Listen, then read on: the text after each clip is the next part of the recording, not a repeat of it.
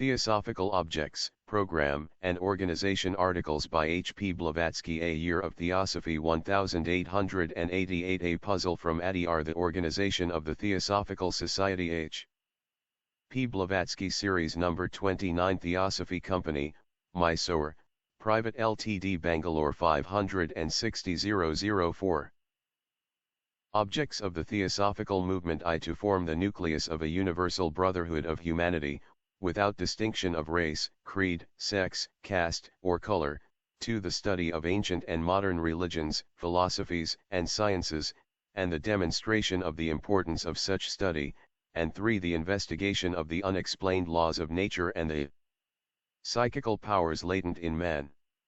The articles of H.P. Blavatsky and W.Q. Judge, which originally appeared in the Theosophist, Lucifer, and the Path, were issued in pamphlet form by the Theosophy Company, Los Angeles, USA. For the benefit of students and inquirers in India, these are now being reprinted in an Indian edition. Reprint edition, 1986 by courtesy, the Theosophy Company, 245, West 33rd St., Los Angeles, California.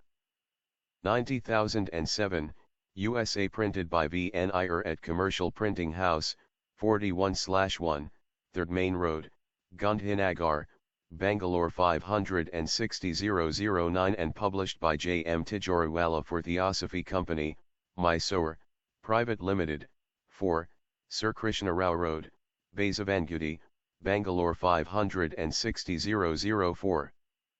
Forward. In A Year of Theosophy, which appeared in the Theosophist for January, 1881, Madame Blavatsky reviewed the accomplishments of the Theosophical Society in India during 1880, noting also evidences of growth in other parts of the world.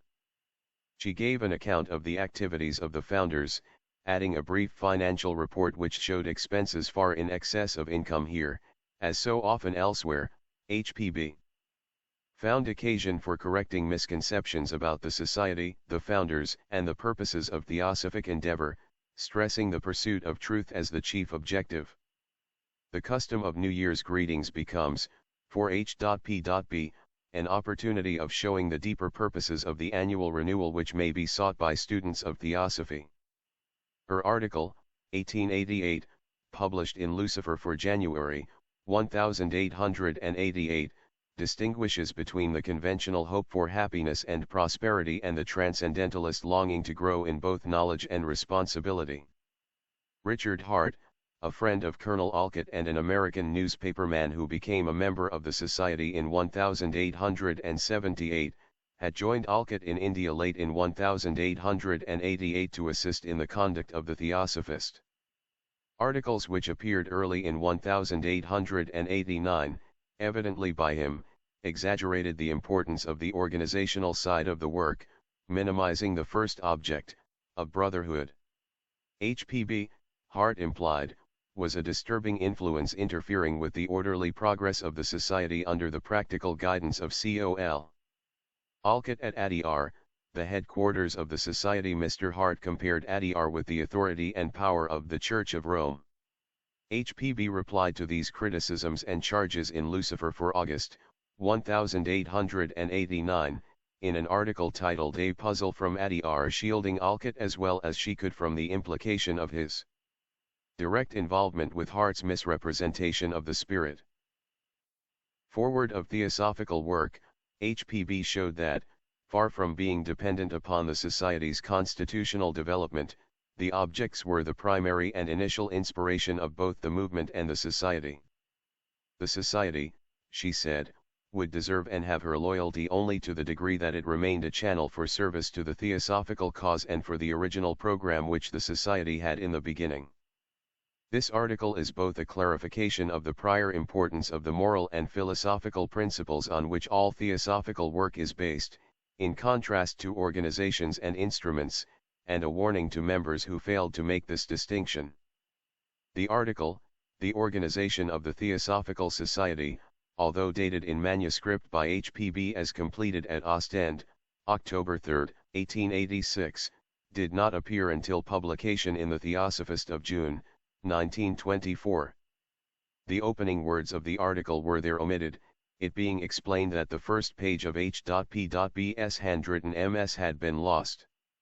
However, in a second printing of the article in the Theosophist for August, 1931, this initial portion was restored, taken from a typed copy at Adi Arafan incomplete Ren. Hearing of H.P.B's article. This article, it was explained, and as becomes apparent, was H.P.B's reply to a pamphlet issued by two members, Mohini M. Chatterjee and Arthur Gebhard, entitled A Few Words on Theosophical Organization. The letter quoted in the long first footnote, page 17, is the same letter as the one partly reproduced by H.P.B. in Lucifer for January 1888, under the title, Some Words on Daily Life. However, only the last sentence of the footnote appears in Some Words on Daily Life, the preceding material not having been previously published. As noted at the end of the footnote, an additional portion of this letter is quoted in the closing portion of the article, see page 35. There are minor variations in these two versions of the letter. An editor's footnote included in the printing of this article in the August 1931 Theosophist explains that the mark, commonly used to indicate an ellipsis, means, as here used, no elision of words, but only the beginning of a new sentence or thought, which is particularly emphasized. This article by H.P.B. throws great light on the character and purpose of the original Theosophical Society, as conceived by its founders, especially in respect to its objects, which are clearly stated. Theosophist, January, 1881. A year of Theosophy. The dial of time marks off another of the world's hours.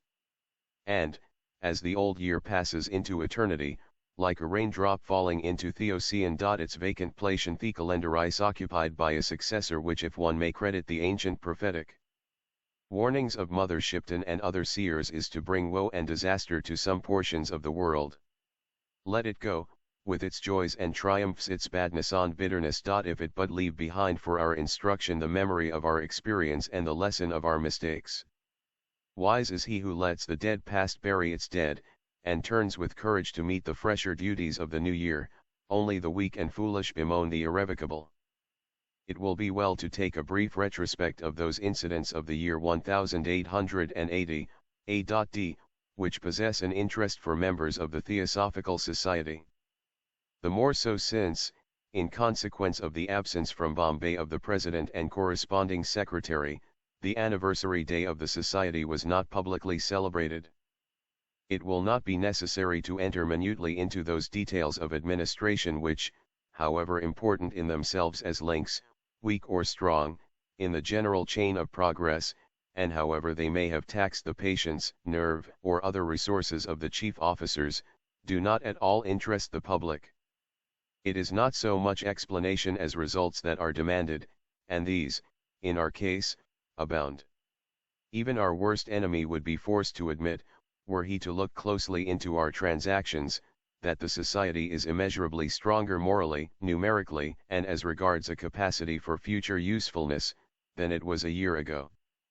Its name has become most widely known, its fellowship has been enriched by the accession of some very distinguished men, it has planted new branch societies in India, Ceylon, and elsewhere.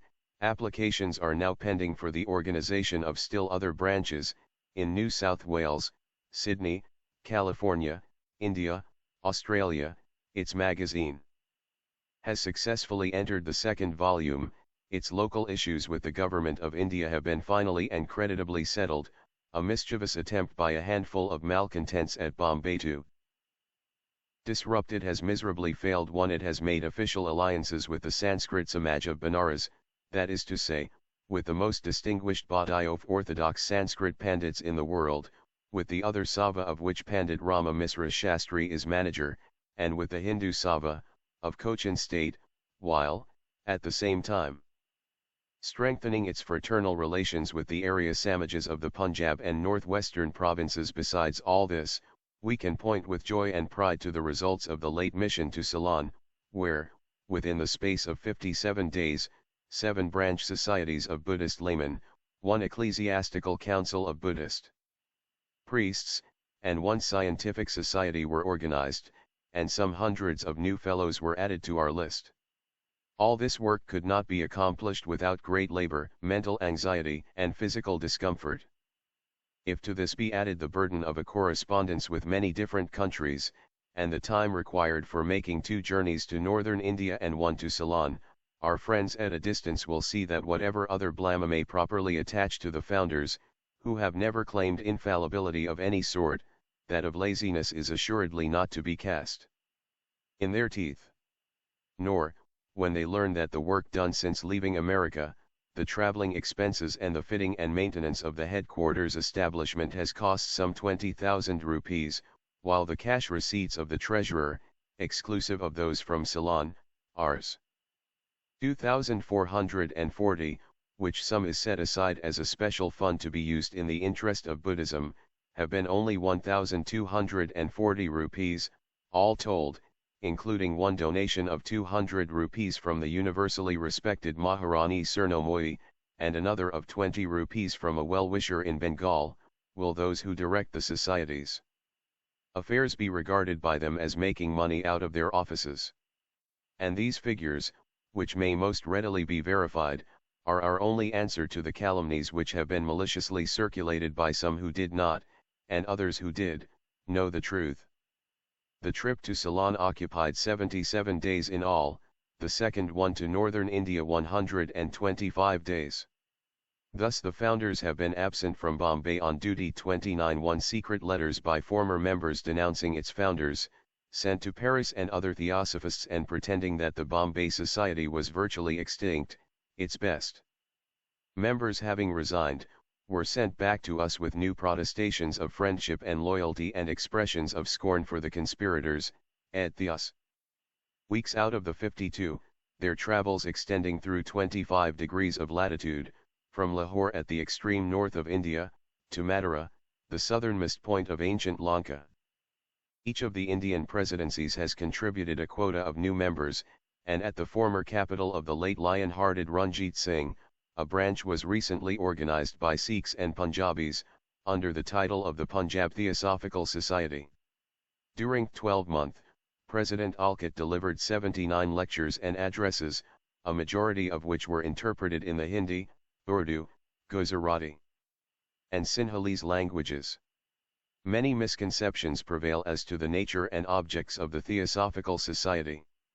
Some Sir Richard Temple in the number fancy it is a religious sect, many believe it is composed of atheists, a third party are convinced that its sole object is the study of occult science and the initiation of green hands into the sacred mysteries.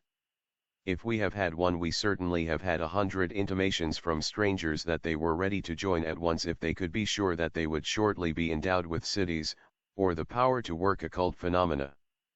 The beginning of a new year is a suitable time to make one more attempt. We wish it could be the last to set these errors right. So then, let us say again, 1. The Theosophical Society teaches no new religion, aims to destroy no old one, promulgates no creed of its own. Follows no religious leader, and, distinctly and emphatically, is not a sect, nor ever was one. It admits worthy people of any religion to membership, on the condition of mutual tolerance and mutual help to discover truth. The founders have never consented to be taken as religious leaders, they repudiate any such idea, and they have not taken and will not take disciples. 2. The society is not composed of atheists, nor is it any more conducted in the interest of atheism than in that of deism or polytheism. It has members of almost every religion, and is on equally fraternal terms with each and all. 3. Not a majority, nor even a respectable minority, numerically speaking, of its fellows are students of occult science or ever expect to become adepts. All who cared for the information have been told what sacrifices are necessary in order to gain the higher knowledge, and few are in a position to make 1/10 of them. He who joins our society gains no cities by that act, nor is there any certainty that he will even see the phenomena, let alone meet with an adept. Some have enjoyed both these opportunities, and so the possibility of the phenomena and the existence of siddhas do not rest upon our unverified assertions. Those who have seen things have perhaps been allowed to do so on account of some personal merit detected by those who showed them the cities, or for other reasons known to themselves and over which we have no control. For thousands of years these things have, whether rightly or wrongly, been guarded as sacred mysteries, and Asiatics at least need not be reminded that often even after months or years of the most faithful and assiduous personal service, the disciples of a yogi have not been shown miracles or endowed with powers. What folly, therefore, to imagine that by entering any society one might make a short cut to adeptship. The weary traveler along a strange road is grateful even to find a guidepost that shows him his way to his place of destination. Our society, if it does naught else, performs this kindly office for the searcher after truth. And it is much. Before closing, one word must be said in correction of an unfortunate impression that has got abroad. Because our pamphlet of rules mentions a relationship between our society and certain proficients in occult science or Mahatmas, many persons fancy that these great men are personally engaged in the practical direction of its affairs, and that, in such a case, being primarily responsible for the several mistakes that have occurred in the admission of unworthy members and in other matters, they can neither be so wise, so prudent, or so far-seeing as is claimed for them.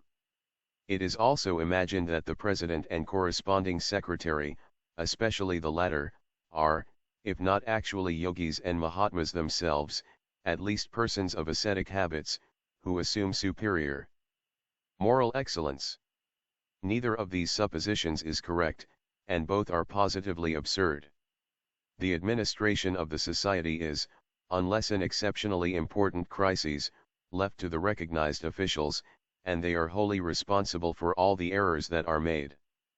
Many may doubtless have been made, and our management may be very faulty, but the wonder is that no more have occurred, if the multiplicity of duties necessarily imposed upon the two chief officers and the worldwide range of activity be taken into account. Colonel Olcott and Madame Blavatsky do not pretend to asceticism.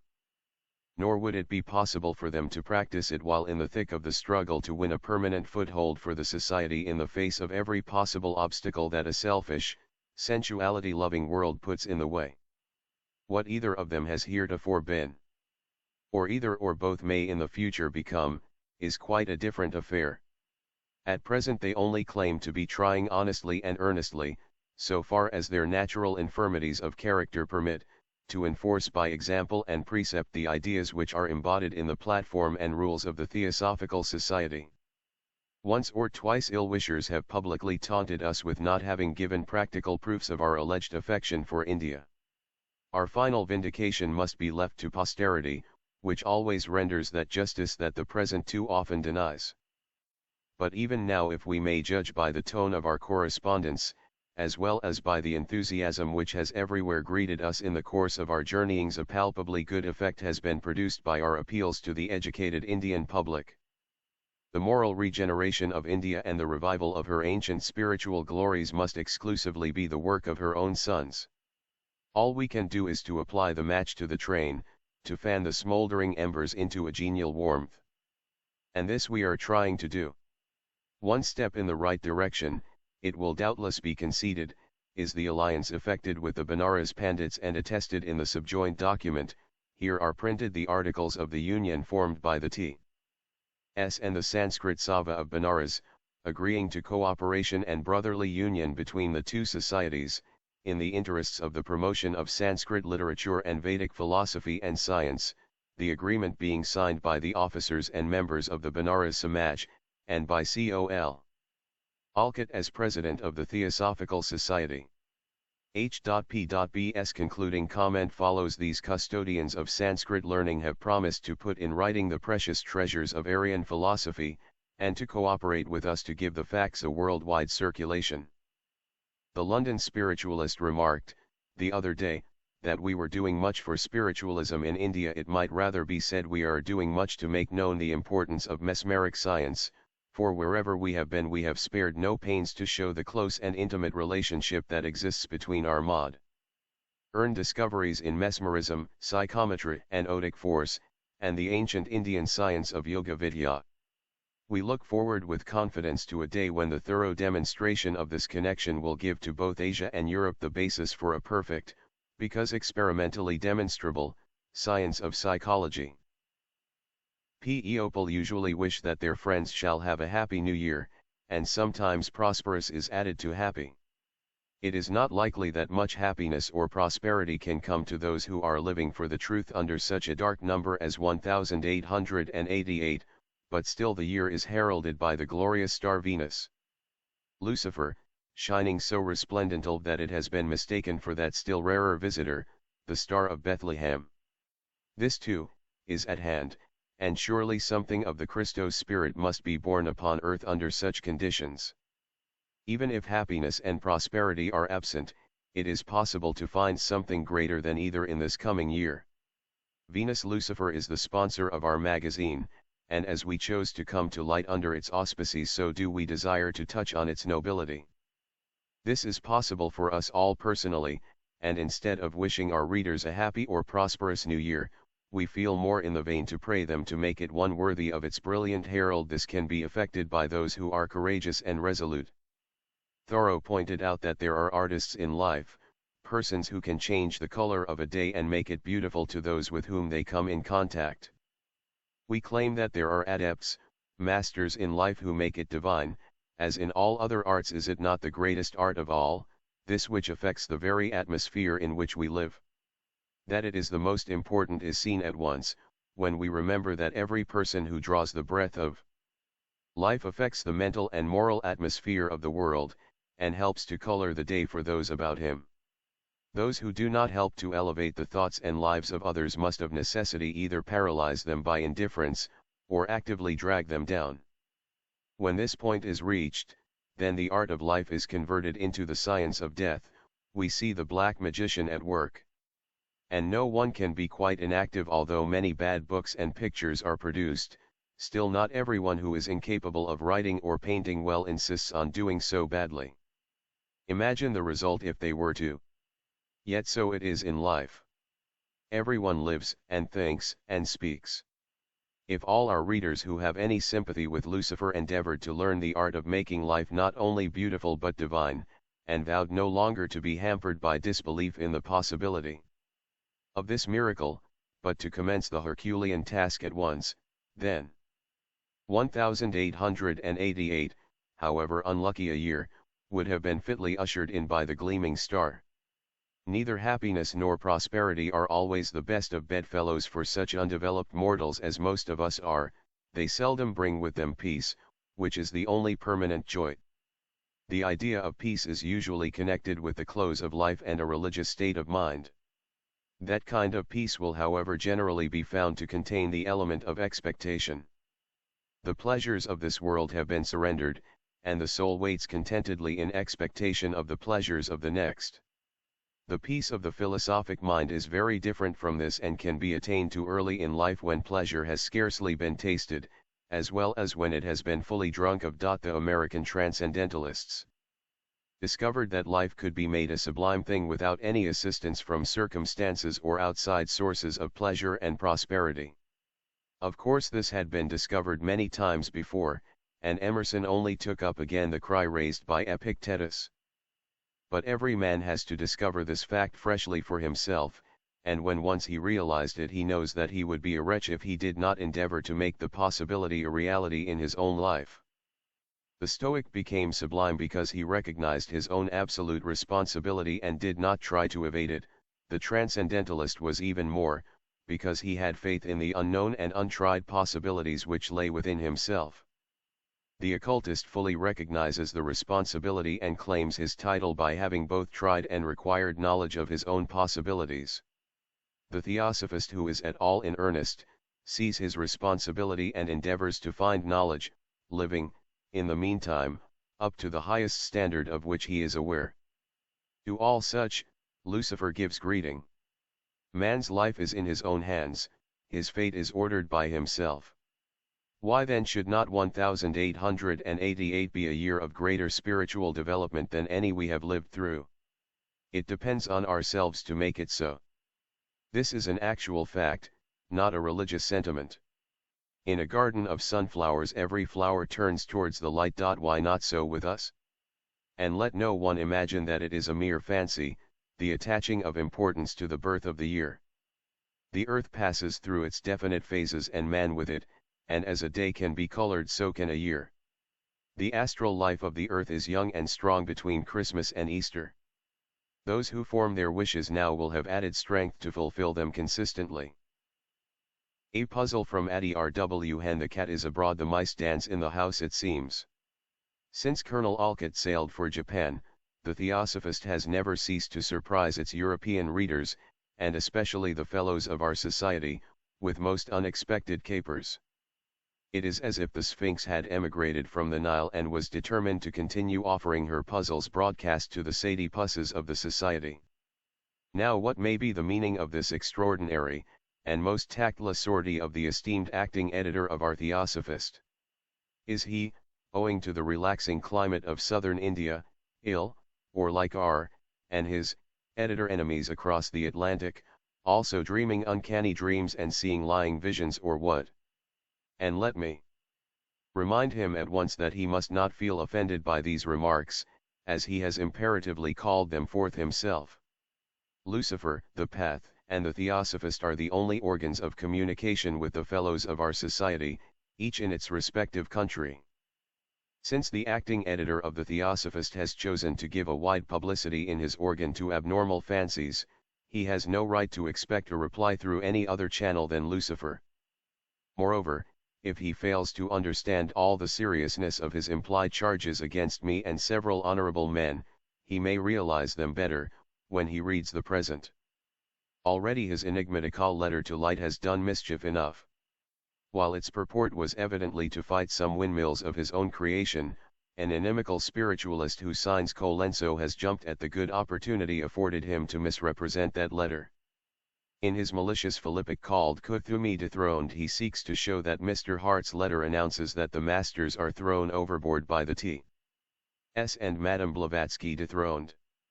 Is it this that Richard Hart, acting editor of the Theosophists, sought to convey to the spiritualists in his letter in light of July 6? Without further inquiry as to the real meaning of the light letter, what does he try to insinuate by the following in the July number? Burr of the Theosophist. A disclaimer: the editor of the Theosophist has much pleasure in publishing the following extracts from a letter from Mr. Bertram Cately, secretary of the esoteric section of the Theosophical Society, to one of the commissioners, which have been handed to him for publication. It should be explained that the denial therein contained refers to certain surmises and reports afloat in the society, and which were seemingly corroborated by apparently arbitrary and underhand proceedings by certain fellows known to be members of the esoteric section. To this I, the head of the esoteric section, answer: 1. Mr. Bertram Cately's letter, though containing the truth, and nothing but the truth, was never intended for publication, as a sentence in it proves. Therefore the acting editor had no right to publish it. 2. Fellows of the ES having to be first of all fellows of the Theosophical Society, what does the sentence fellows known to be members of the ES who stand accused by Mr. Hart, or even by some idiotic reports afloat in the society, of arbitrary and underhand proceedings mean? Is not such a sentence a gross insult thrown into the face of honorable men far better Theosophists than any of their accusers and of myself? 3. What were the silly reports? That the British or the American section, and even the Blavatsky Lodge of the Theosophical Society wanted to boss Addie R. For this is what is said in the Theosophist in the alleged disclaimer. Mr. Cately tells this commissioner that he must not believe that the esoteric section has any, even the slightest, pretension to boss the Theosophical Society or anything of the kind. Again he says, we are all, H.P.B. first and foremost, just as loyal to the Theosophical Society and to Addie R as the Colonel can possibly be.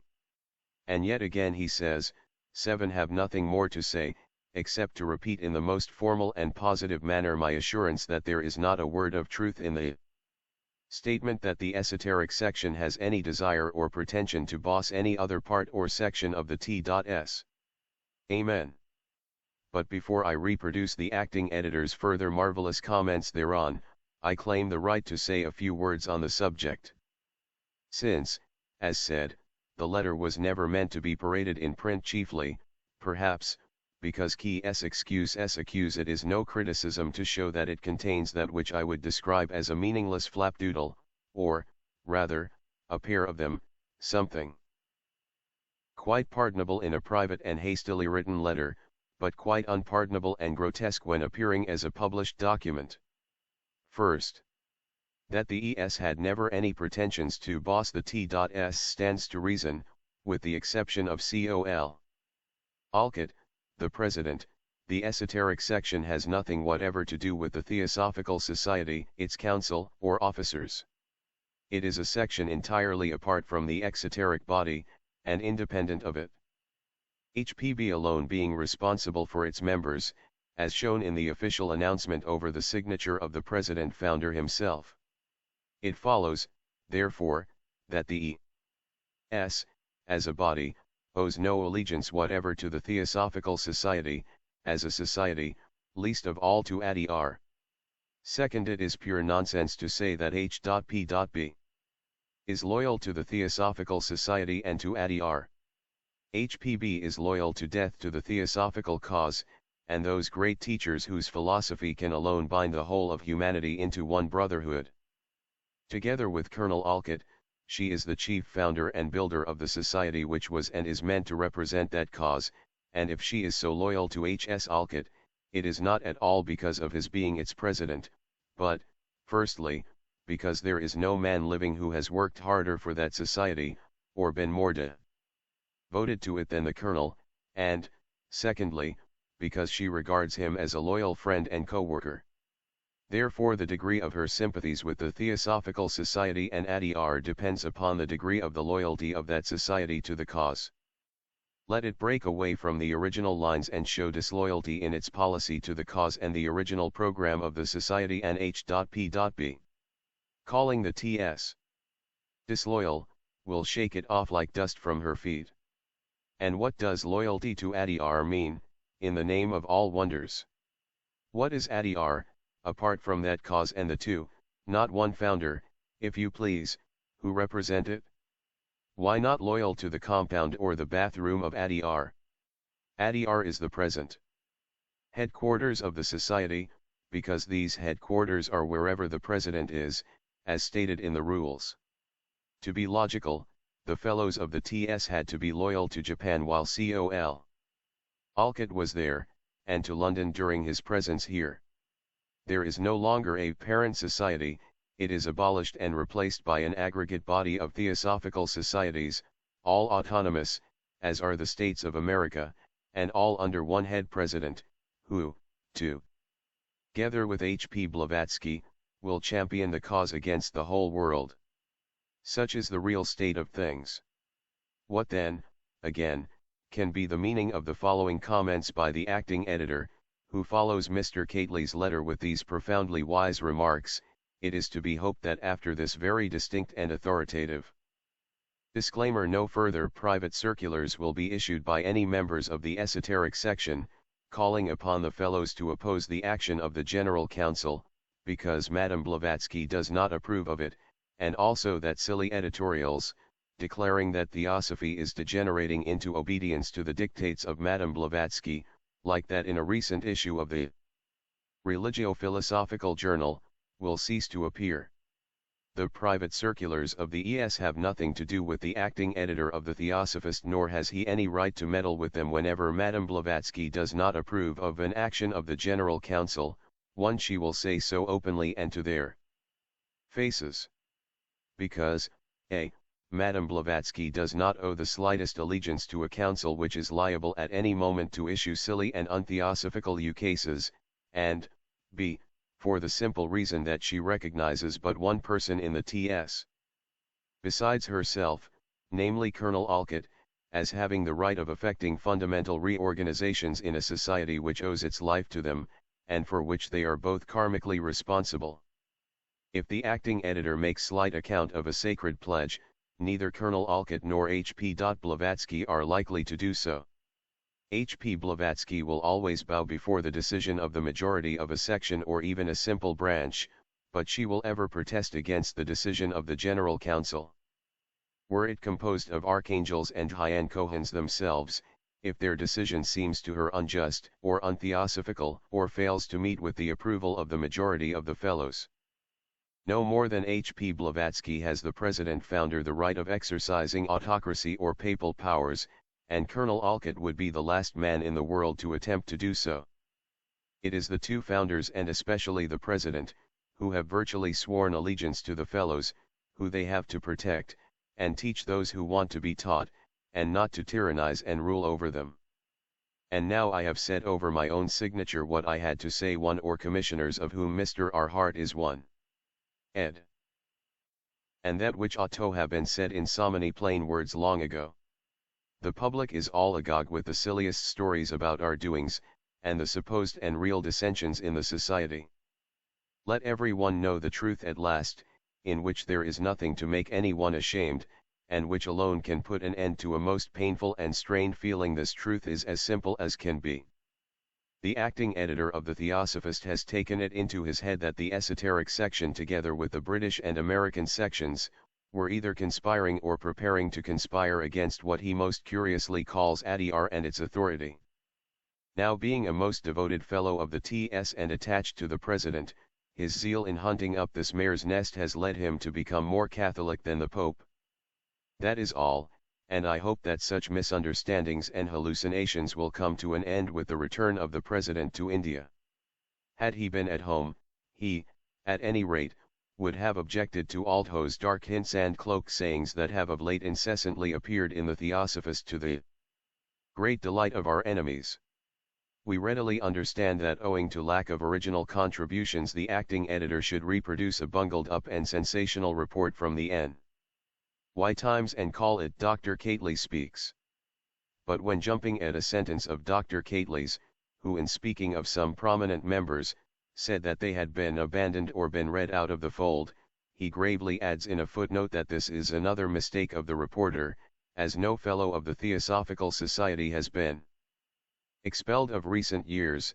It is time someone should tell the esteemed acting editor plainly that for the pleasure of hitting imaginary enemies he allows the reader to think that he does not know what he is talking about. If through neglect at ADR the names of the expelled fellows have not been entered in the books, it does not follow that sections and branches like the London Lodge and others which are autonomous have not expelled, or had no right to expel, anyone. Again, what on earth does he mean by pretending that the reporter has confounded the Blavatsky Lodge with the Theosophical Society? Is not the Blavatsky Lodge, like the London, Dublin, or any other lodge, a branch of, and a Theosophical Society? What next shall we read in our unfortunate Theosophist? But it is time for me to close. If Mr. Hart persists still in acting in such a strange and untheosophical way, then the sooner the President settles these matters the better for all concerned. Owing to such undignified quibbles, ADR and especially the Theosophist are fast becoming the laughing stock of Theosophists themselves as well as of their enemies, the bushels of letters received by me to that effect, being a good proof of it. I end by assuring him that there is no need for him to pose as Colonel Olcott's protecting angel. Neither he nor I need a third party to screen us from each other. We have worked and toiled and suffered together for 15 long years, and if after all these years of mutual friendship the President-founder were capable of lending ear to insane accusations and turning against me, well, the world is wide enough for both. Let the new exoteric Theosophical Society headed by Mr. Hart, play at red tape if the President lets them, and let the General Council expel me for disloyalty, if again, Colonel Olcott should be so blind as to fail to see where the true friend and his duty lie. Only unless they hasten to do so, at the first sign of their disloyalty to the cause, it is I who will have resigned my office of corresponding secretary for life and left the society. This will not prevent me from remaining at the head of those who will follow me. Theosophist, June, 1924. The organization of the Theosophical Society. In order to leave no room for equivocation, the members of the TS have to be reminded of the origin of the society in 1875.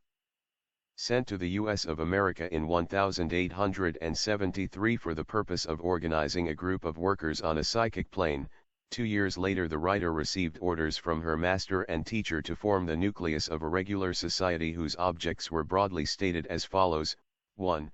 Universal brotherhood. 2.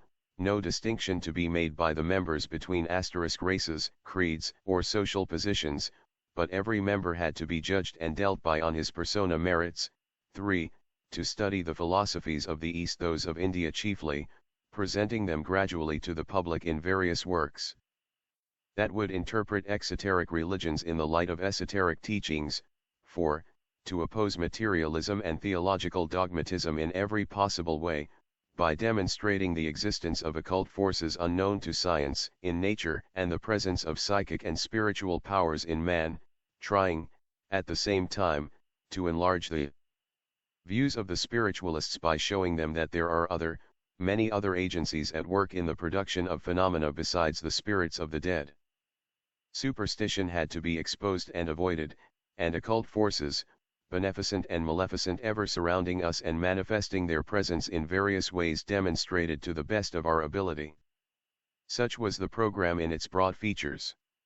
The two chief founders were not told what they had to do, how they had to bring about and quicken the growth of the society and results desired, nor had they any definite ideas given them concerning the outward organization, all this being left entirely with themselves.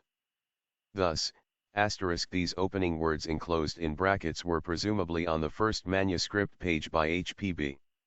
which was lost, but they were later restored from a typed copy at Adyar and included in the August 1931 reprinting of the article in the Theosophist. eds. As the undersigned had no capacity for such work as the mechanical formation and administration of society, the management of the latter was left in the hands of Colh. S. Alcott, then and there elected by the primitive founders and members president for life. But if the two founders were not told what they had to do, they were distinctly instructed about what they should never do, what they had to avoid, and what the society should never become. Church organizations, Christians, and spiritual sects were shown as the future contrasts to our society. 1. To make it clearer, 1. The founders had to exercise all their influence to oppose selfishness of any kind by insisting upon sincere, fraternal feelings among the members, at least outwardly, working for it to bring 1. A liberal Christian member of the TS having objected to the study of Oriental religions and doubted whether there was room left for any new society, a letter answering his objections and preference to Christianity was received and the contents copied for him, after which he denied no longer the advisability of such a society as the professed Theosophical Association. A few extracts from this early letter will show plainly the nature of the society as then contemplated, and that we have tried only to follow and carry out in the best way we could the intentions of the true originators of the society in those days. The pious gentleman, having claimed that he was a Theosophist and had a right of judgment over other people, was told, "You have no right to such a title.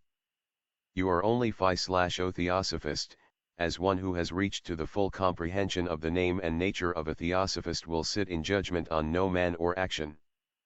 You claim that your religion is the highest and final step toward divine wisdom on this earth, and that it has introduced into the arteries of the old decaying world new blood and life and verities that had remained unknown to the heathen?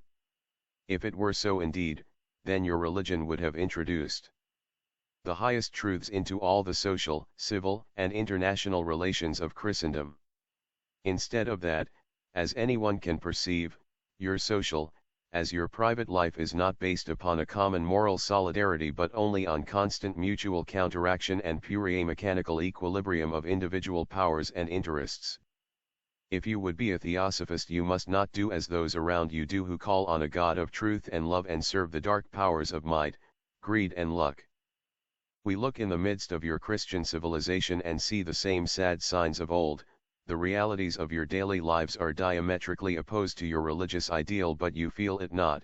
The thought that the very laws that govern your being, whether in the domain of politics or social economy, clash painfully with the origins of your religion does not seem to trouble you in the least.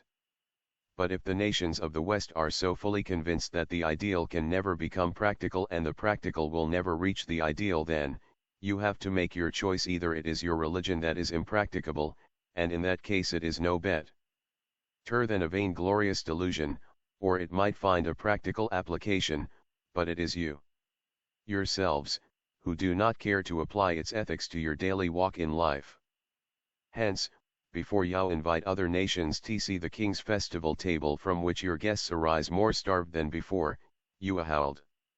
Ere you try to bring them to your own way of thinking, look into the repasts they offer to you.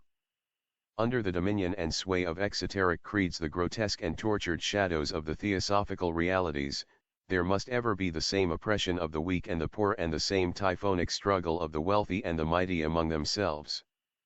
It is esoteric philosophy alone, the spiritual and psychic blending of man with nature that, by revealing fundamental truths, can bring that much desired mediate state between the two extremes of human egotism and divine altruism and finally lead to the alleviation of human suffering.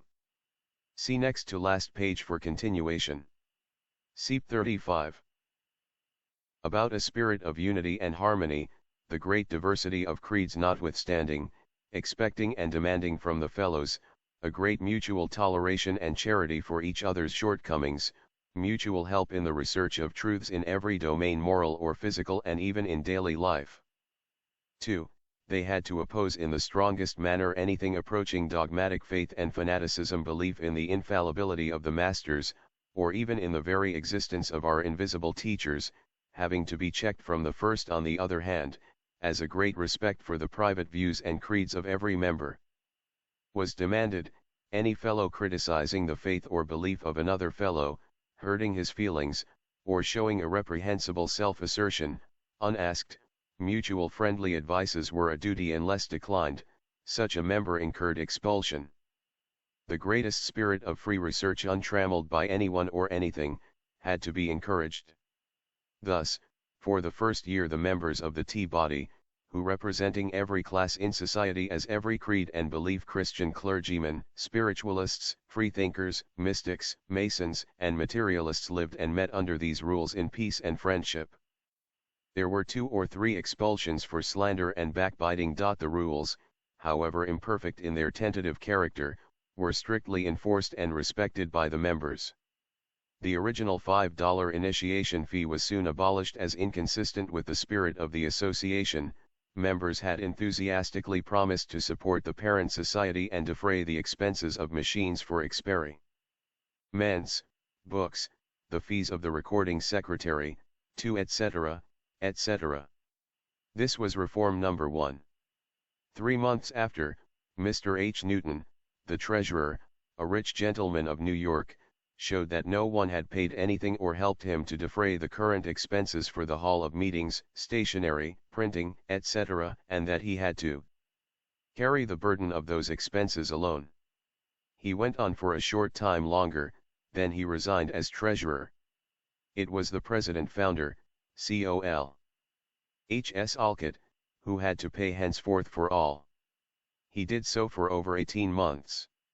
The fee was re-established, before the founders left for India with the 2 English delegates, now their mortal enemies, but the money collected was for the Arya Samaj of Aryavarta, with which society the Theosophical became affiliated. Lt is the president-founder who paid the enormous travel to Mr. Cobb Ling expenses from America to India, and those of installation in Bombay, and who supported the 2 delegates out of his own pocket for nearly 18 months when he had no more money left, nor the CORR secretary either. A resolution was passed that the initiation fee sums should go towards supporting the headquarters. Owing to the rapid increase of the society in India, the present rules and statutes grew out. They are not the outcome of the deliberate thought and whim of the president-founder, but the result of the yearly meetings of the General Council at the anniversaries. If the members of that G.C. have framed them so as to give a wider authority to the president-founder, it was the result of their absolute confidence in him, in his devotion and love for the society, and not at all, as implied in a few words, a proof of his love for power and authority. Of this, however, later on. It was never denied that the organization of the TS was very imperfect. Errare humanum est. But, if it can be shown that the president has done what he could under the circumstances and in the best way he knew how, no one, least of all a Theosophist, can charge him with the sins of the whole community, as now done.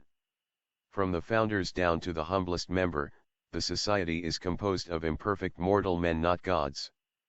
This was always claimed by its leaders. He who feels without sin, let him cast the first stone. It is the duty of every member of the council to offer advice and to bring for the consideration of the whole body any incorrect proceedings. One of the plaintiffs is a counselor. Having never used his privileges as one, in the matter of the complaints now proffered, and thus, having no excuse to give that his just representations were not listened to, he by bringing out publicly what he had to state first privately sins against Rule X, and the whole paper now reads like a defamatory aspersion, being full of untheosophical and unbrotherly insinuations which the writers thereof could never have had in view. This rule Slith was one of the first and the wisest. It is by neglecting to have it enforced when most needed that the precedent founder has brought upon himself the present penalty. 3. It is by 3 for years the wise rule by which any member accused of backbiting or slander was expelled from the society after sufficient evidence has become obsolete. There have been 2 or 3 solitary cases of expulsion for the same in cases of members of no importance. Europeans of position and name were allowed to cover the society literally with mud and slander their brothers with perfect impunity. This is the President's karma, and it is just. 2. Great indulgence and unwise carelessness that have led to all such charges of abuse of power, love of authority, show, of vanity, etc., etc. Let us see how far it may have been deserved. As shown, for 12 years the founder has toiled almost alone in the interests of the society and the general good, hence, not his own, and, the only complaint he was heard to utter was, that he was left no time for self-development and study. The results of this too just complaint are, that those for whom he toiled, are the first to fling at him the reproach of being ignorant of certain Hindu terms, of using one term for another, for inst. Of having applied the word Jivanmutta to a Hindu Kila, on one occasion. The crime is a terrible one, indeed. We know of Chelas who, being Hindus, are sure never to confuse such well-known terms in their religion, but who, on the other hand, pursue Jivanmuttaship and the highest theosophical ethics through the royal road of selfish ambition, lies, slander, ingratitude, and backbiting. Every road leads to Rome, this is evident, and there is such a thing in nature as Mahatma Dugpas. It would be desirable for the cause of theosophy and truth, however, were all the critics of our president in general, less learned, yet found reaching more to the level of his all-forgiving good nature, his thorough sincerity and unselfishness, as the rest of the members less inclined to lend a willing ear to those, who, like the said vicars of Bray, have developed a hatred for the founders for reasons unknown. The above advice is offered to the 2 Theosophists who have just framed their few words on the Theosophical organization. That they are not alone in their complaints, which, translated from their diplomatic into plain language, look a good deal in the present case like a mere krlda lament, and that the said complaints are in a great measure just, is frankly admitted. Hence, the writer must be permitted to speak in this, her answer, of Theosophy and Theosophists in general, instead of limiting the reply strictly to the complaints uttered. There is not the slightest desire to be personal, yet, there has accumulated of late such a mass of incandescent material in the society, by that eternal friction of precisely such selfish personalities, that it is certainly wise to try to smother the sparks in time, by pointing out their true nature. Demands, and a feeling of necessity for reforms have not origin for this may be a reference to the legal term, Kurla, for bill of complaint, Gebhard being in Germany, the Allemande is clear eds Theosophy. Aided with the 2 complainants. They date from several years, and there has never been a question of avoiding reforms, but rather a failure of finding such means as would satisfy all the Theosophists. To the present day, we have yet to find that wise man from the East or from Theoist, who could not only diagnosticate the disease in the T society, but offer advice and a remedy likewise to cure it. It is easy to write, it would be out of place to suggest any specific measures, for such reforms, which do seem more difficult to suggest than to be vaguely hinted at, for no one who has any faith in brotherhood and in the power of truth will fail to perceive what is necessary, concludes the critic. One may, perhaps, have such faith and yet fail to perceive what is most necessary. Two heads are better than one, and if any practical reforms have suggested themselves to our severe judges, their refusal to give us the benefit of their discovery would be most unbrotherly. So far, however, we have received only most impracticable suggestions for reforms whenever these came to be specified. The founders, and the whole central society at the headquarters, for instance, are invited to demonstrate their theosophical natures by living like fowls in the air and lilies oft he-field, which neither sow nor reap, toil not, nor spin, and take no thought for the morrow. This being found hardly practicable, even in India, where a man may go about in the garment of an angel, but has, nevertheless, to pay rent and taxes, another proposition, then a third one and a fourth, each less practicable than the preceding, were offered. The unavoidable rejection of which led finally to the criticism now under review. After carefully reading a few words, etc., no very acute intellect is needed to perceive that, although no specific measures are offered in them, the drift of the whole argument tends but to one conclusion, a kind of syllogism more Hindu than metaphysical. Epitomized, the remarks therein plainly say, destroy the bad results pointed out by destroying the causes that generate them. Such is the apocalyptic meaning of the paper, although both causes and results are made painfully and flagrantly objective, and that they may be rendered in this wise, being shown that the society is the result and fruition of a bad president, and the latter being the outcome of such an untheosophically organized society, and, its worse than useless general council make away with all these causes, and the results will disappear, i.e., the society will have ceased to exist. Is this the heart desire of the two true and sincere Theosophists? The complaints submitted to those interested in the progress of true Theosophy, which seems to mean Theosophy divorced from the society, may now be noticed in order and answered. They specify the following objections: I. To the language of the rules with regard to the powers invested in the President Funder by the General Council. This objection seems very right. The sentence, "The duties of the Council shall consist in advising the PF in regard to all matters referred to them by him," may be easily construed as implying that on all matters not referred to the Council by the Press Founder its members will hold their tongues. The rules are changed, at any rate they are corrected and altered yearly. This sentence can be taken out. The harm, so far, is not so terrible too. It is shown that many members ex officio whose names are found on the list of the General Council are not known to the Convention, that they are, very likely, not even interested in the society under their special care, a body they had joined at one time, then probably forgotten its existence in the meanwhile to withdraw themselves from the association. The argument implied is very valid. Why not point it out officially to TB members residing at, or visiting the headquarters, the impropriety of such a parading of names? Yet, in what respect can this administrative blunder, or carelessness, interfere with, or impede the progress of true Theosophy? 6.3. The members are appointed by the President Founder. It is complained, the General Council only advises on what is submitted to it.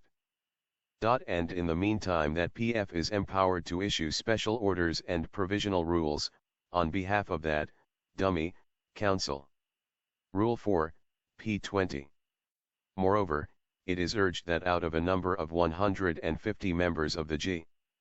Council, a quorum of 5 and even 3 members present, may, should it be found necessary by the President, decide upon any question of vita importance, etc., etc., etc.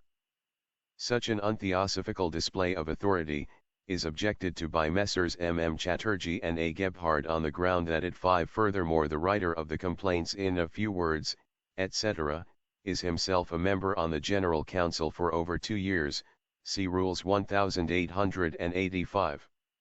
Why has he not spoken earlier? Leads the society to Caesarism, to tyranny and papal infallibility, etc., etc. However right the two complainants may be in principle H is /mpos/b/e to fa / seeing the absurd exaggerations of the epithets used, for, having just been accused on one page of tyrannical authority, of centralization of power and a papal institution. p. 9, on page 11, the president founder is shown issuing special orders from that center of Caesarism which no one is bound to obey, unless he so wishes. It is well known, remarks the principal writer, that not only individuals but even branches have refused to pay this, annual, subscription of 2 shillings, p. 11, without any bad effect for themselves, resulting out of it, as appears. Thus, it would seem it is not to a non-existent authority that objections should be made, but simply to a vain and useless display of power that no one cares for. The policy of issuing special orders with such sorry results is indeed objectionable, only, not on the ground of a tendency to Sazaism, but simply because it becomes highly ridiculous. The undersigned, for one, has many a time objected to it, moved however, more by a spirit of worldly pride and an untheosophical feeling of self-respect than anything like yogi humility. It is admitted with regret that the world of scoffers and non-theosophists might, if they heard of it, find in it a capital matter for fun. But the real wonder is, how can certain European theosophists, who have bravely defied the world to make them wince under any amount of ridicule, once they acted in accordance with the dictates of their conscience and duty, make a crime of what is at the worst a harmless, even if ridiculous, bit of vanity, a desire of giving importance, not to the founder, but to his society for which he is ready to die any day. One kind of ridicule is worth another. The Western Theosophist, who for certain magnetic reasons wears his hair long and shows otherwise eccentricity in his dress, will be spared no more than his president, with his special orders. Only the latter, remaining as kindly disposed and brotherly to the individual Theosophist and even a branch that snub him and his order, by refusing to pay what others do, shows himself tenfold more theosophical and true to the principle of brotherhood, than the former, who traduces and denounces him in such uncharitable terms, instead of kindly warning him of the bad effect produced. Unfortunately, it is not those who speak the loudest of virtue and theosophy, who are the best exemplars of both. Few of them, if any, have tried to cast out the beam from their own eye, before they raised their voices against the mote in the eye of a brother. Furthermore, it seems to have become quite the theosophical rage in these days, to denounce vehemently, yet, never to offer to help pulling out any such motes. The society is bitterly criticized for asking every well-to-do theosophist, the poor are exempt from it, from the first, to pay annually 2 shillings to help defraying the expenses at headquarters. It is denounced as untheosophical, unbrotherly, and the admission fee of £1 is declared no better than a sale of brotherhood. In this our brotherhood may be shown again on a far higher level than any other association past or present. The Theosophical Society has never shown the ambitious pretension to outshine in theosophy and brotherliness the primitive brotherhood of Jesus and his apostles, registered trademark, and that organization, besides asking and being occasionally refused, helped itself without asking, and as a matter of fact in a real community of brothers. Nevertheless, such actions, that would seem highly untheosophical and prejudicial in our day of culture, when nations alone are privileged to pocket each other's property and expect to be honored for it, do not seem to have been an obstacle in the way of deification and sanctification of the said early brotherly group our society had. Never certainly any idea of rising superior to the brotherliness and ethics preached by Christ, but only to those of the sham Christianity of the churches as originally ordered to by our masters. And if we do no worse than the gospel brotherhood did, and far better than any church, which would expel any member refusing too long to pay his church rates, it is really hard to see why our organization should be ostracized by its own members.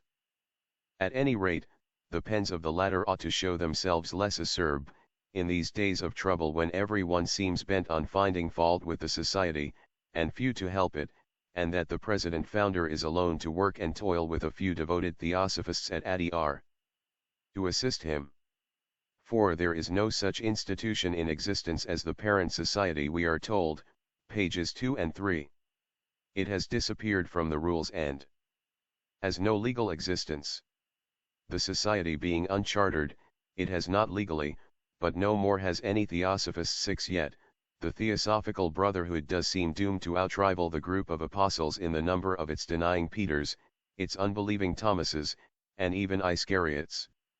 Occasionally, ready to sell their brotherhood for less than 30 shekels of silver. A legal existence, for the matter of that. Is there a single member throughout the whole globe who would be recognized by law or before a magistrate as a Theosophist? Why then do the gentlemen complainants call themselves Theosophists if the latter qualification has no better legal standing than the said parent society of the headquarters itself? But the parent body does exist, and will, so long as the last man or woman of the primitive group of Theosophist founders is alive. This as a body. As for its moral characteristics, the parent society means that small nucleus of Theosophists who hold sacredly through storm and blows to the original program of the T.S., as established under the direction and orders of those, whom they recognize and will, to their last breath as their originators of the movement, their living, holy masters and teachers. 7v. The complaints then, that the TS has laws without sanction, a legislative body without legality, a parent society without existence, and, worse than all, a president above all rules are thus shown only partially correct. But even were they all absolutely true, it would be easy to abolish such rules with one stroke of the pen, or to modify them. But now comes the curious part of that severe philippic against the TS by our eloquent Demosthenes. After 6 pages, out of 12, had been filled with the said charges, the writer admits on the 7th that they have been so modified. The above, we learn, rather late, was written under misapprehension that the rules bearing date 1885 were the latest. It has since been found that there is a later version of the rules dated 1886 which have modified the older rules on a great many points. So much the better. Why recall, in such case, mistakes in the past if these exist no longer? But the accusers do not see it in this light. They are determined to act as a theosophical nemesis, and in no way daunted by the discovery, they add that 7 the members of the T.S. No, and those who do not should be told the term Mahatma, now so subtly analyzed and controverted, for some mysterious reasons had never been applied to our masters before our arrival in India. For years they were known as the Adept Brothers, the Masters, etc. It is the Hindus themselves who began applying the term to the 2 teachers. This is no place for an etymological disquisition on the fitness or unfitness of TNE qualification, in the case in hand. As a state Mahatmaship is one thing, as a Tao be noun. Mahatma, great soul, quite another one. Hindus ought to know the vaue of metaphysical Sanskrit nan.es used, and it is they the first, who have used it to designate the masters. Nevertheless, it is necessary to examine the earlier rules to ascertain the underlying principle, which rules through the present ones as well. This reminds of the fable of the wolf and the lamb. But you see, the chief point is, that the convention has no power to make any rules, as such a power is opposed to the spirit of theosophy, etc., etc.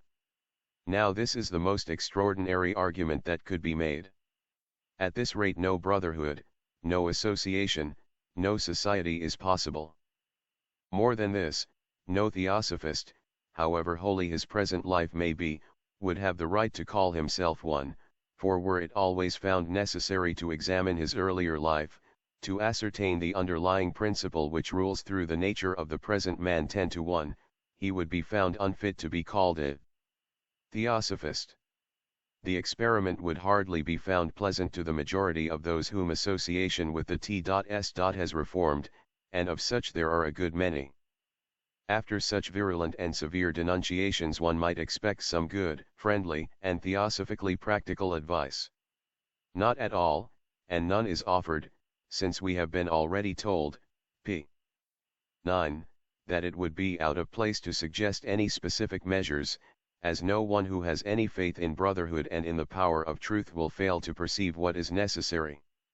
The present founder has no faith in either brotherhood, or the power of truth apparently.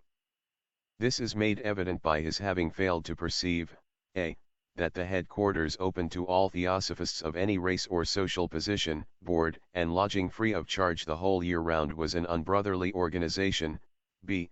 that the central office at ADR for keeping records and sent rating information with its European and Hindu inmates working gratuitously and some helping it with their own money whenever they have it ought to be carried on, according to the method and principle of George Miller of Bristol, namely, the numerous households and staff of officers at ADI are headed by the Pres-founder ought to kneel every morning in prayer for their bread and milk, appealing for their meals to miracle, and that finally, and, see, all the good the society is doing, is no good whatever but a spiritual wrong, because it presumes to call a limited line of good work, Theosophy, divine wisdom. The undersigned is an ever-patient Theosophist, who has hitherto labored under the impression that no amount of subtle scholasticism and tortured casuistry but would find like the Rosetta Stone its Champollion some day. The most acute among Theosophists are now invited to make out in a few words what the writers or writer is driving at, unless in plain and unvarnished language, it be down with the Theosophical Society, President, Founder and its headquarters. This is the only possible explanation of the 12 pages of denunciations to which a reply is now attempted. What can indeed be made out of the following jumble of contradictory statements? A.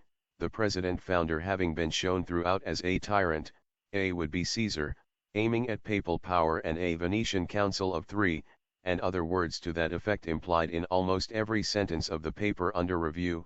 It is confessed in the same breath that the London Lodge of the Theosophical Society has completely ignored the rules of the Pope Caesar, published at ADR. p4, and yet, the ALL of the T.S. still lives and breathes, and one has heard of no anathema pronounced against it, so far. B. Rule 14 stating that the Society has to deal only with scientific and philosophical subjects, hence, it is quite evident, that the power and position claimed in the rules for the PT Founder and the Gen. Council and Convention are opposed to the spirit of the declared objects. It might have been as well perhaps to quote the entire paragraph in which these words appear, 8 once that hairs are split about the possibly faulty reaction of the rules.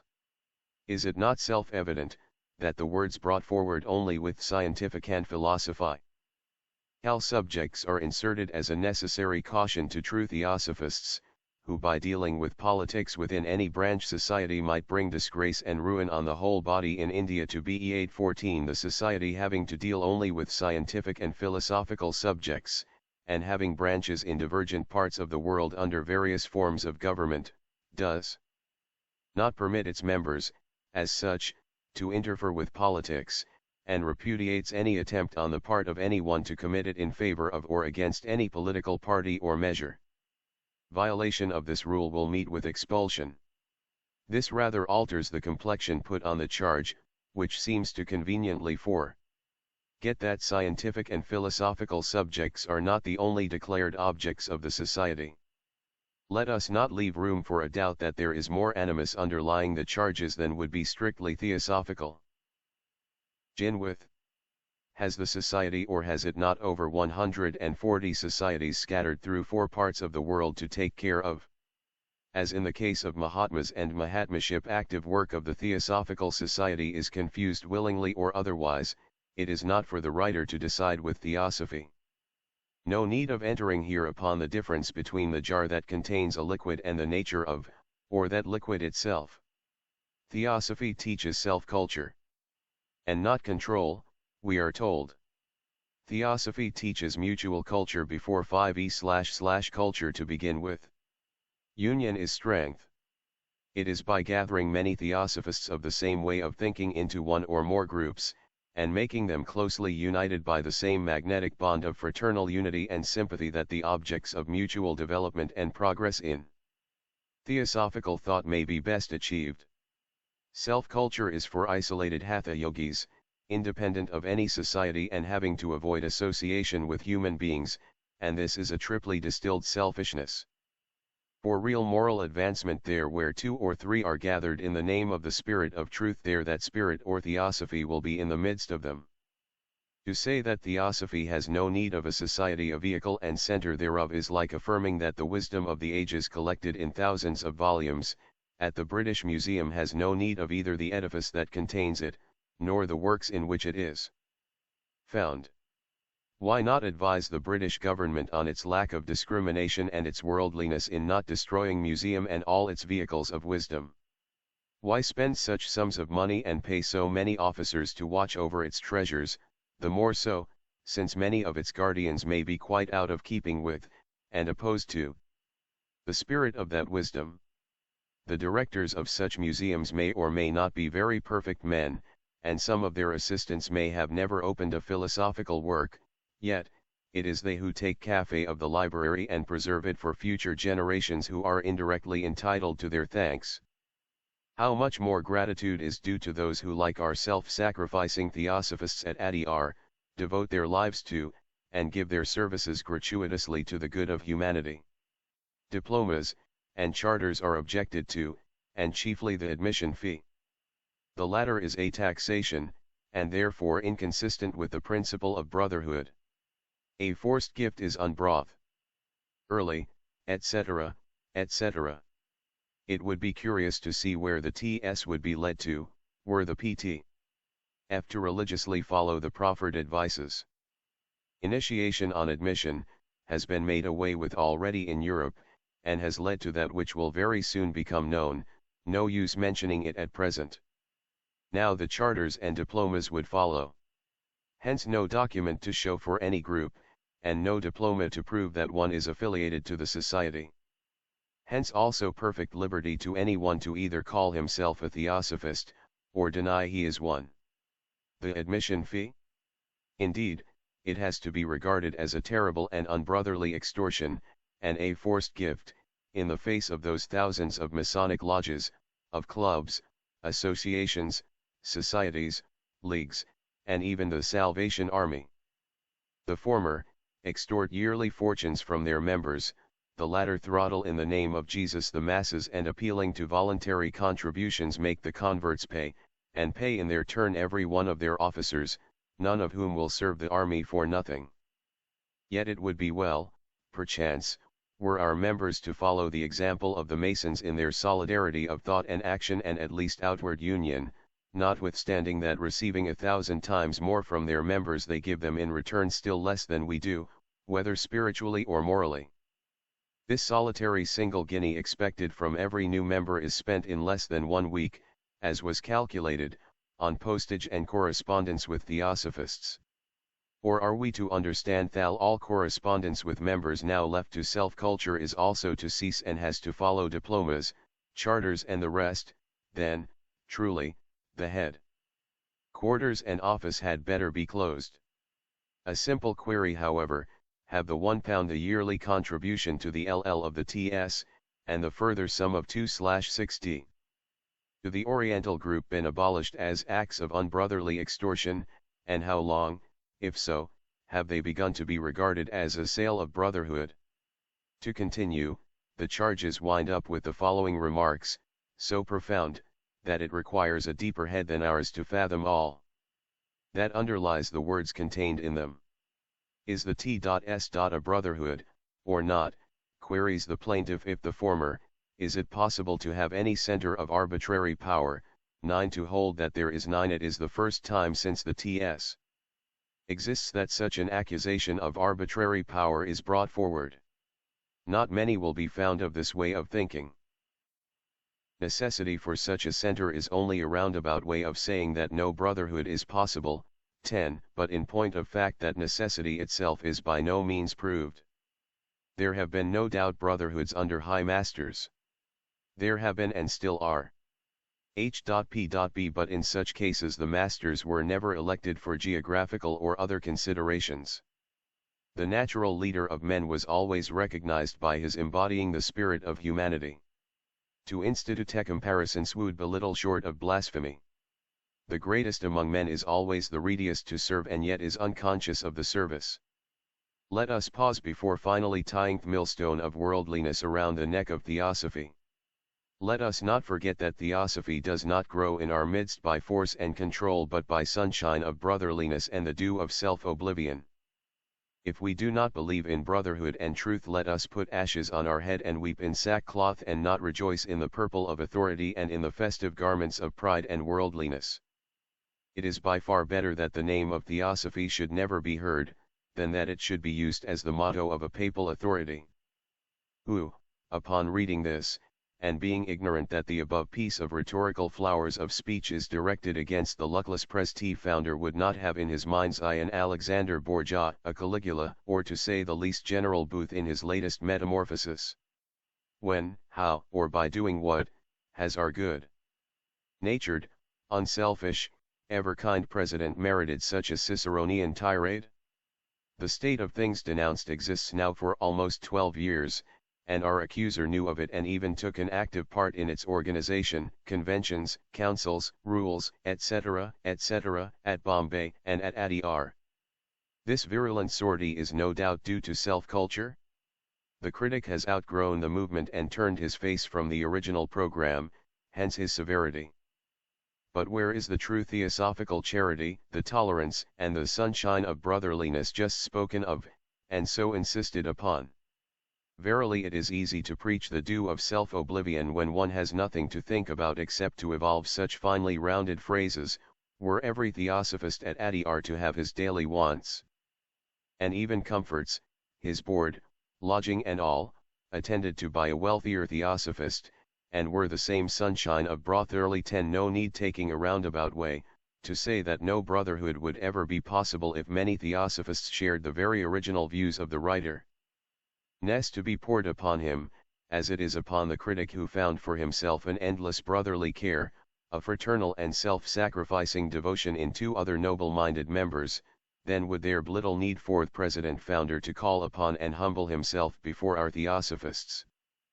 For, if he has to beg for 2 annual shillings, it is, in order that those Europeans and Hindus who work night and day at Adyar, giving their services free and receiving little thanks or honor for it, should have at least 1 meal a day. The fresh dew of set/oblivion must not be permitted to chill one's heart, and turn into the lethal mold of forgetfulness to such an extent as that. The severe critic seems to have lost sight of the fact that for months, during the last crisis, the whole staff of our devoted Adyar officers, from president down to the youngest brother in the office, have lived on 5d a day each, having reduced their meals to the minimum. And it is this mite, the proceeds of the 2 shil contribution, conscientiously paid by some, that is now called extortion, a desire to live in the purple of authority and the festive garments of pride and worldliness. Our brother is right. Let us weep in sackcloth and ashes on our head if the TS has many more such unbrotherly criticisms to bear.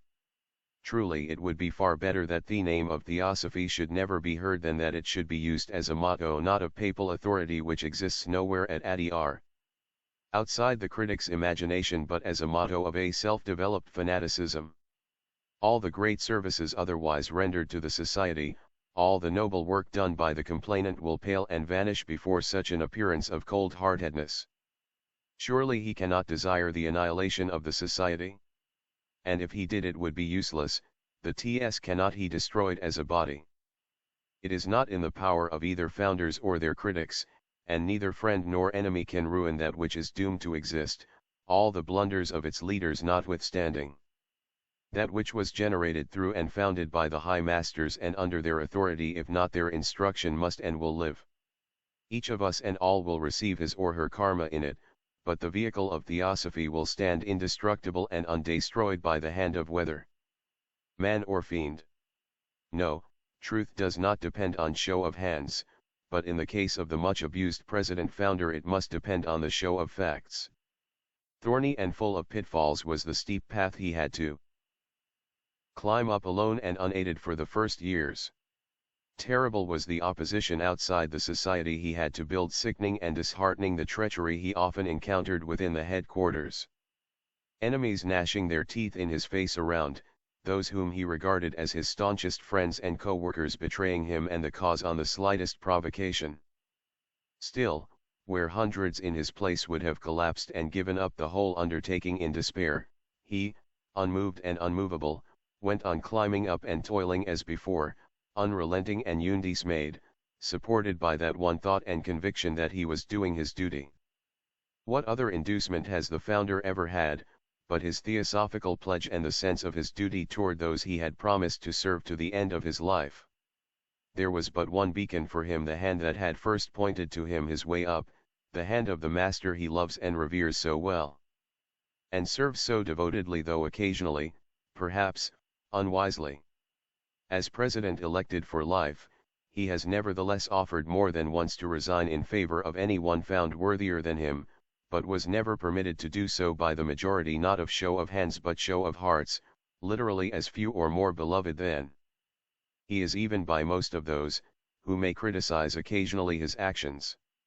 And this is only natural, for, cleverer in administrative capacities, more learned in philosophy, subtler in casuistry, in metaphysics, or daily life policy, there may be many around him, but the whole globe may be searched through, and no one found stauncher to his friends, truer to his word, or more devoted to real, practical theosophy than the president-founder, and these are the chief requisites in a leader of such a movement, one that aims to become a brotherhood of men.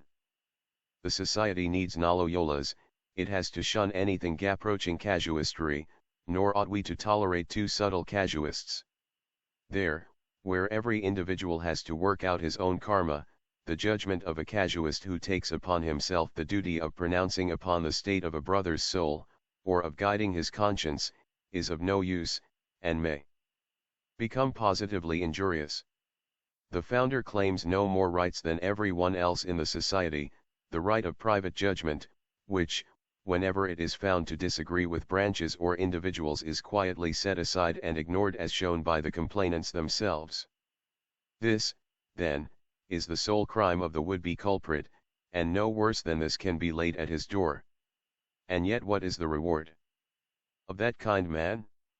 He, who has never refused a service, outside what he considers his official duties to any living being, he who has redeemed dozens of men, young and old, from dissipated, often immoral lives, and saved others from terrible scrapes by giving them a safe refuge in the society, he, who has placed others again on the pinnacle of saintship through their status in that society, when otherwise they would have indeed found themselves now in the meshes of worldliness and perhaps worse, he, that true friend of every theosophist, and verily the readiest to serve, and as unconscious of the service he is now taken to task for what? For insignificant blunders, for useless special orders, a childish, rather than untheosophical love of display, out of pure devotion to his society. Is, then, human nature to be viewed so uncharitably by us, as to call untheosophical, worldly, and sinful the natural impulse of a mother to dress up her child and parade it to the best advantages? The comparison may be laughed at, but if it is, it will be only by him who would, like the fanatical Christian of old, or the naked, disheveled yogi of India, have no more charity for the smallest human weakness. Yet, the simile is quite correct, since the society is the child, the beloved creation of the founder. He may be well forgiven for this too exaggerated love for that for which he has suffered and toiled more than all other theosophists put together. He is called worldly, ambitious of power, and untheosophical for it. Very well, let then any impartial judge compare the life of the founder with those of most of his critics, and see which was the most theosophical, ever since the society sprang into existence. If no better results have been achieved, it is not the president who ought to be taken to task for it, but the members themselves, as he has been ever trying to promote its growth, and the majority of the fellows have either done nothing, or created obstacles in the way of its progress through sins of omission as of commission. Better unwise activity, than an overdose of too wise inactivity, apathy, or indifference, which are always the death of an undertaking. Nevertheless, it is the members who now seek to sit in Solomon's seat, and they tell us that the society is useless, its president positively mischievous, and that the headquarters ought to be done away with, as the organization called Theosophical presents many features seriously obstructive to the progress of Theosophy. Trees, however, have to be judged by their fruits. It was just shown that no special orders issuing from the center of power called Adhyar, could affect in any way whatever either branch or individual, and therefore any Theosophist bent on self-culture, self-involution or any kind of selfness, is at liberty to do so, and if, instead of using his rights he will apply his brain power to criticize other people's actions, then it is he who becomes the obstructionist and not at all the organization called Theosophical. For, if Theosophy is anywhere practiced on this globe, it is at Adhyar, at the headquarters. Let those interested in the progress of true Theosophy appealed to by the writers look around them and judge. See the branch societies and compare them with the group that works in that center of power. Admire the progress of Theosophy at Paris, London, and even America. Behold, in the Great Brotherhood, a true pandemonium of which the spirit of strife and hatred himself might be proud. Everywhere quarreling, fighting for supremacy, backbiting, slandering, scandal-mongering for the last 2 years, a veritable battlefield, on which several members have so disgraced themselves and their society by trying to disgrace others, that they have actually become more like hyenas than human beings by digging into the graves of the past, in the hopes of bringing forward old forgotten slanders and scandals. At Adhyar alone, at the headquarters of the Theosophical Society, the Theosophists are that which they ought to be everywhere else, true Theosophists and not merely philosophers and sophists. In that center alone are now grouped together the few solitary, practically working members, who labor and toil, quietly and uninterruptedly, while those brothers for whose sake they are working, sit in the dolce far niente of the West and criticize them. Is this true theosophical and brotherly work, to advise to put down and disestablish the only center where real brotherly, humanitarian work is being accomplished? Theosophy first, and organization after. Golden words, these. But where would Theosophy be heard of now, had not its society been organized before its spirit and a desire for it had permeated the whole world? And would Vedanta and other Hindu philosophies have been ever taught and studied in England outside the walls of Oxford and Cambridge, had it not been for that organization that fished them like forgotten pearls out of the ocean of oblivion and ignorance and brought them forward before the profane world? Nay, kind brothers and critics, would the Hindu exponents of that sublime philosophy themselves have ever been known outside the walls of Calcutta, had not the founders, obedient to the orders received, forced the remarkable learning and philosophy of those exponents upon the recognition of the two most civilized and cultured centers of Europe, London and Paris? Verily it is easier to destroy than to build. The words untheosophical and unbrotherly are ever ringing in our ears, yet, truly theosophical acts and words are not to be found in too unreasonable a superabundance among those who use the reproof the oftener. However insignificant, and however limited the line of good deeds, the latter will have always more weight than empty and vainglorious talk, and will be theosophy, whereas theories without any practical realization are at best philosophy. Theosophy is an all-embracing science, many are the ways leading to it, as numerous in fact as its definitions, which began by the sublime, during the day of Ammonius Saccas. And ended by the ridiculous in Webster's dictionary. There is no reason why our critics should claim the right for themselves alone to know what is theosophy and to define it. There were theosophists and theosophical schools for the last 2,000 years, from Plato down to Thr medieval alchemists, who knew the value of the term, it may be supposed. Therefore, when we are told that the question is not whether the TS is doing good, but whether it is doing that kind of good which is entitled to the name of theosophy, we turn round and ask, and who is to be the judge in this mooted question? We have heard of one of the greatest theosophists who ever lived, who assured his audience that whosoever gave a cup of cold water to a little one in his theosophy's name, would have a greater reward than all the learned scribes and Pharisees. Woe to the world because of offenses. Belief in the masters was never made an article of faith in the TS. But for its founders, the commands received from them when it was established have ever been sacred. And this is what one of them wrote in a letter preserved to this day. Theosophy must not represent merely a collection of moral verities, a bundle of metaphysical ethics epitomized in theoretical dissertations.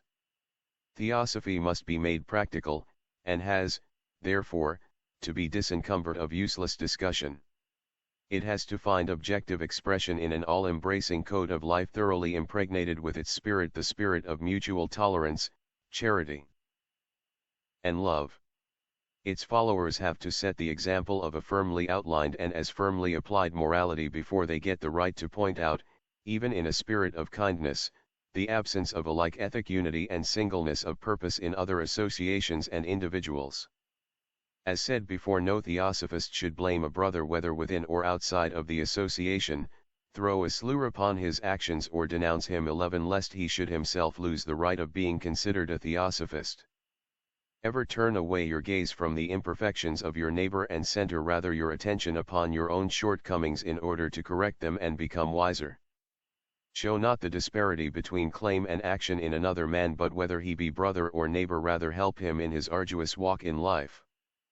The problem of true theosophy and its great mission is the working out of clear, unequivocal conceptions of ethic ideas and duties which would satisfy most and best the altruistic and right feelings in us, and the modeling of these conceptions for their adaptation into such forms of daily life where they may be applied with most equitableness. Such is the common work in view for all who are willing to act on these principles. It is a laborious task and will require strenuous and persevering exertion, but it must lead you insensibly to progress and leave no room for any selfish aspirations outside the limits traced. Do not indulge in unbrotherly comparisons between the task accomplished by yourself and the work left undone by your neighbor or brother, in the field of theosophy, as none is held to weed out a larger plot of ground than his strength and capacity will permit him. Do not be too severe on the merits or demerits of one who seeks admission among your ranks, as the truth about the actual state of the inner man can only be known to, and dealt with justly by karma alone. Even the simple presence amidst you of a well-intentioned and sympathizing individual may help you magnetically.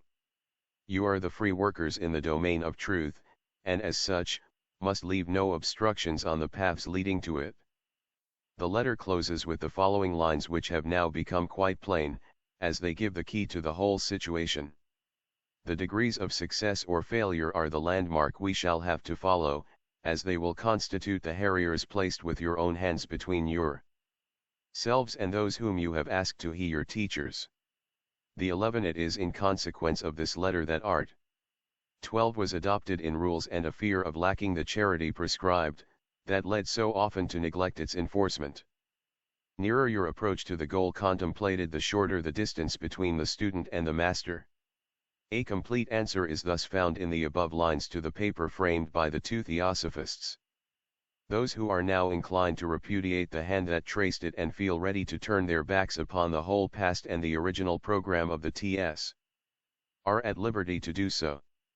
The Theosophical body is neither a church or a sect, and every individual opinion is entitled to a hearing. A theosophist may progress and develop, and his views may outgrow those of the founders, grow larger and broader in every direction, without for all that abandoning the fundamental soil upon which they were born and nurtured. It is only he who changes diametrically his opinions from one day to another and shifts his devotional views from white to black who can be hardly trusted in his remarks and actions. But surely, this can never be the case of the two theosophists who have now been answered. Meanwhile, peace and fraternal goodwill to all. Ostend, October 3, 1886. H.P. Blavatsky Course. SEC Tie, T.S. Theosophical Literature ISIS Unveiled, A Master Key to the Mysteries of Ancient and Modern Science and Theology by H.P. Blavatsky Vol. I Science, XLV plus 628 pages. Vol. U Theology, 4 plus 640 pp. This exhaustive study of religion and science was Madame Blavatsky's first presentation of theosophy to the modern world. It is reproduced in photographic facsimile of the original edition, 1877, 2 volumes bound in one, cloth, complete with general index and supplementary topical index. American edition The Secret Doctrine, The Synthesis of Science, Religion, and Philosophy by H.P. Blavatsky Vol. I Cosmogenesis, Slay I plus 676 pages. Volume U Anthropogenesis, 14 plus 798 pages. A systematic development of theosophical teachings on cosmogenesis, anthropogenesis, symbolism, comparative religion, with extensive comparisons of ancient wisdom with scientific conceptions. Facsimile of original, 1888, edition, 2 volumes bound in 1, cloth, complete with index, XXXPP. American edition index to The Secret Doctrine, all volume and page reference to the original edition, London 1888, and to the photographic facsimile reproduction, listed above. Reprint X plus 172 pages. American edition The Key to Theosophy, an exposition, in question and answer, of the ethics, science, and philosophy of Theosophy by H.P. Blavatsky reprint of original edition, 1889, 15 plus 367 pages. Indian edition The Voice of the Silence, by H.P. Blavatsky, a blank verse rendition of chosen fragments from the Book of the Golden Precepts, belonging to the Contemplative or Mahayana, Yogacarya, school. Reprint of the original edition, 1889, 4 plus 79 pages, cloth. Indian edition Transactions of the Blavatsky Lodge, by H.P. Blavatsky reprint of the original, 1923, XXIV plus 149 pages, cloth. American edition A Modern Panarayan, by H.P. Blavatsky a collection of fugitive fragments. American edition The Ocean of Theosophy by William Q. Judge a comprehensive text on the theosophical philosophy by a co-founder of the Theosophical movement widely used as a text in study classes. Reprint of original edition, 1893, 15 plus 182 pages. Indian edition The Bhagavad Gita rendered into English by William Q. Judge an ancient dialogue of philosophical religion from the Hindu epic, the Mahabharata. Cloth, 18 plus 133 pages. Indian edition Notes on the Bhagavad Gita by W. Q. Judge Indian edition Letters That Have Helped Me by W. Q. Judge American edition, and shorter Indian edition Forum Answers by William Q. Judge reprints from the Theosophical Forum American edition The Friendly Philosopher compiled from Letters and Talks by Robert Crosby, 415 pages, cloth American edition Universal Theosophy by Robert Crosby, Indian edition 5 Years of Theosophy Essays selected from the Theosophist. American edition Order from Theosophy Company, Mysore, Private Limited, 4, Sir Krishna Rao Road, Bangalore 560,004 India.